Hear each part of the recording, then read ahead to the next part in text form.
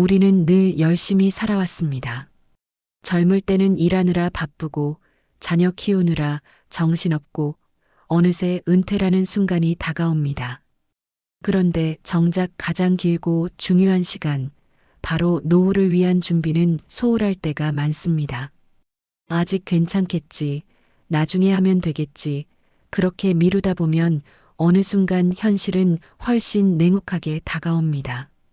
대기업에서 30년 넘게 일한 최 부장님은 은퇴할 때 퇴직금이 있으니 괜찮을 거라 생각했습니다.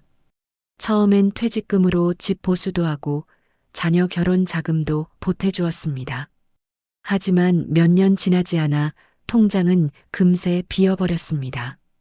국민연금은 월 80만 원 남짓, 생활비는 턱없이 모자라고 갑자기 늘어난 의료비까지 감당하기 어려워졌습니다.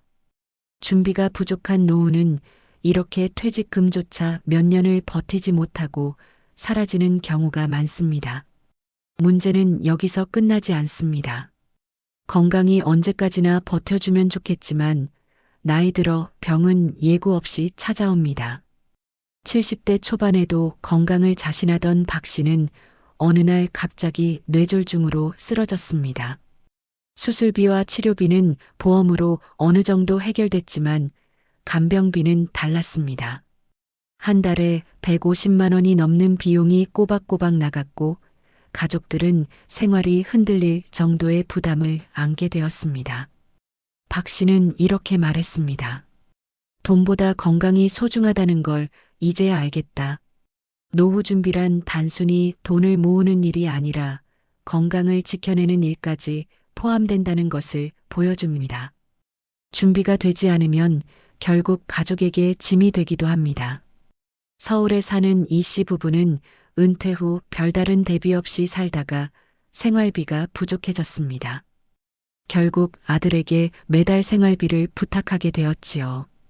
처음엔 괜찮다고 했던 아들도 아이들 교육비와 대출 때문에 점점 힘들어졌습니다.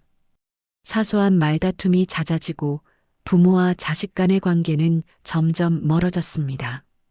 누구나 자녀에게 짐이 되고 싶지 않다고 말하지만 준비 없는 노후는 결국 의지할 곳이 가족밖에 없게 만들고 맙니다. 혹시 이렇게 생각하실 수도 있습니다. 그래도 나라에서 연금이나 지원이 있지 않나? 하지만 현실은 다릅니다. 현재 국민연금의 평균 수령액은 월 60만 원대, 기초연금을 더해도 생활비로는 턱없이 부족합니다. 충남의 한 농촌 마을에서 만난 최 씨는 이렇게 말했습니다. 연금만으로는 생활이 안 되니까 지금도 밭일을 나가야 해요. 사회 안전망은 최소한의 장치일 뿐 우리가 바라는 품위 있는 노후까지 보장해주지는 못합니다. 반대로 미리 준비한 사람들의 삶은 다릅니다.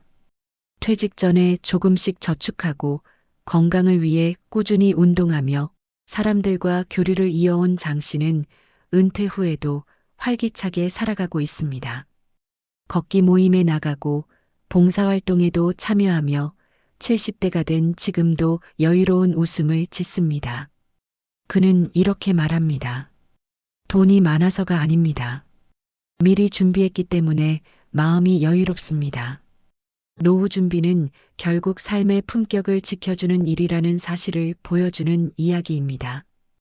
혹시 지금이라도 너무 늦었다는 생각이 드시나요? 그렇지 않습니다. 실제로 60대 중반부터라도 소비 습관을 줄이고 작은 수입을 만들어 생활을 안정시킨 분들이 많습니다. 어떤 분은 퇴직 후 요양보호사 자격증을 따서 일하며 생활비를 마련하고 건강까지 챙겼습니다. 또 다른 분은 매달 지출을 기록하고 생활비 통장과 비상금 통장을 구분해 쓰면서 훨씬 안정감을 느꼈습니다. 또 어떤 분은 매일 30분씩 걷기 운동을 하며 건강을 지키고 지역 모임에 참여하면서 새로운 친구를 사귀었습니다. 이런 작은 습관들이 결국 큰 차이를 만듭니다. 우리가 꼭 기억해야 할 사실이 있습니다. 노후 준비는 단순히 돈을 모으는 것이 아니라는 점입니다. 경제적 안정은 기본이고 건강, 인간관계, 그리고 삶의 의미까지 함께 챙겨야 합니다. 준비 없는 노후는 고통이 되지만 준비된 노후는 새로운 기회가 됩니다. 여러분의 노후는 어떤 모습이길 바라십니까? 빈손으로 후회하는 삶일까요? 아니면 준비된 여유 속에서 웃음을 지을 수 있는 삶일까요? 오늘의 작은 결심이 10년 뒤, 20년 뒤의 삶을 바꿉니다. 지금부터라도 준비한다면 우리는 여전히 늦지 않았습니다.